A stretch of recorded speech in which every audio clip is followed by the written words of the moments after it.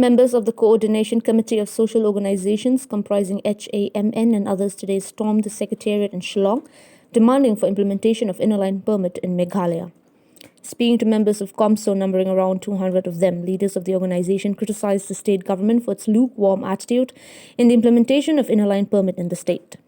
They said, the Meghalaya Legislative Assembly has passed in 2019 a resolution to impress on the Centre for Implementation of ILP, but till date nothing tangible has happened in this connection. While carrying placards and shouting slogans, members of COMSO threatened to close the main gate of the main secretariat if the ILP is not implemented in Meghalaya.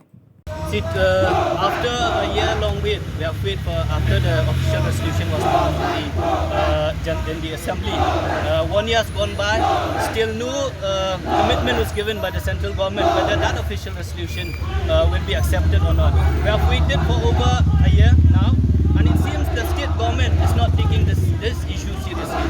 So today we wanted to send this message to the state government that today we have come about 200 to 300 members of different organizations of COMSO.